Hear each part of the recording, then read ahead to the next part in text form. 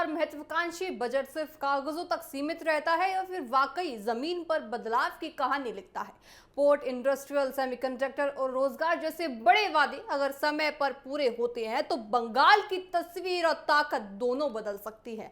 लेकिन फिलहाल देखिए, जनता की नजर सिर्फ एक ही सवाल पर है कि क्या विकसित बंगाल का सपना सच में हकीकत बनेगा या सिर्फ ये देखिए राजनीतिक घोषणाएं मानी जा रही है। क्या कुछ होता है, देखने वाली बात होगी। चलिए खबरों में आगे बढ़ते हैं।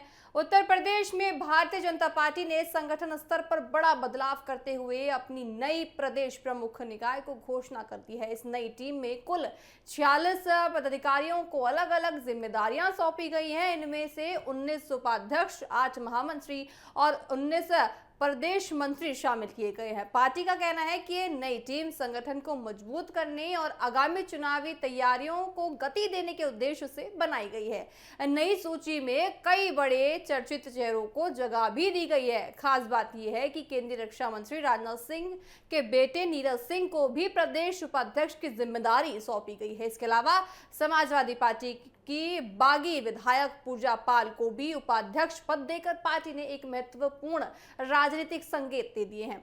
माना जा रहा है कि ये कदम संगठन में नए सामाजिक और राजनीतिक समीकरण साधने की कोशिश में एक हिस्सा माना जा रहा है। प्रदेश उपाध्यक्षों की सूची में सुरेश राणा, सत्यापाल सैनी, ब्रज बहादुर, साथ ही डॉक्टर धर्मेंद्र सिंह और मोहित बेनीवाल जैसे कई वरिष्ठ नेताओं के नाम शामिल है। वहीं गठबंधन देखिए, संगठन ने अनुभवी और युवा चेहरों के बीच संतुलन बनाने की पूरी कोशिश की है ताकि आने वाले समय में पार्टी को जमीनी स्तर पर मजबूती मिल सके। महामंत्री पद की बात करें तो देखिए, राम प्रताप सिंह चौहान को बड़ी जिम्मेदारी सौंपी गई है। उन्हीं के साथ गीता, अरविंद मिश्रा, उपेंद्र रावत और मयंक राय शंकर और दिलीप पटेल और राकेश चौधरी को भी प्रदेश महामंत्री बनाया गया है। पार्टी का मानना है कि इन नियमितों से संगठनात्मक देखिए कामकाज में तेजी आएगी और प्रदेश स्तर पर पूरी तरह से मजबूती मिलती नजर आएगी। प्रदेश मंत्रियों की सूची में 19 नाम शामिल किए गए हैं। इन सभी को संगठन के अलग अलग विभागों और कार्यों की जिम्मेदारी भी दी गई है।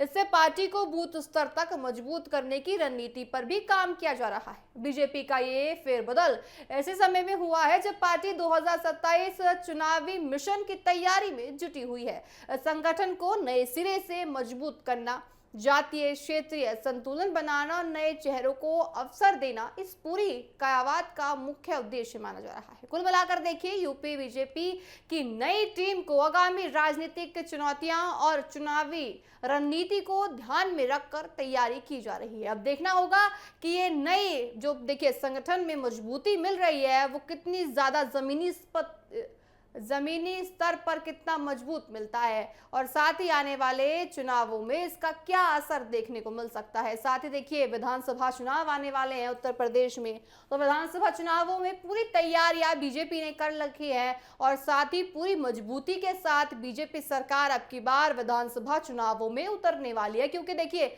वो भी कहीं ना कहीं जानती है कि अब की बार सपा का जो पीडीएफ फॉर्मूला है और मायावती देखिए यहाँ पे पूरी तरह से अब की बार जोश में आ गई है, तो ऐसे में कांटे की टक्कर तो देखिए बीजेपी को मिलती तय है। तो ऐसे में बीजेपी सरकार ने अपनी कमर कस ली है और सारी योजनाओं को बहुत अच्छे से देखिए धरातल पर उतारने की प्रयास यहाँ बीजेपी सरकार कर रही है।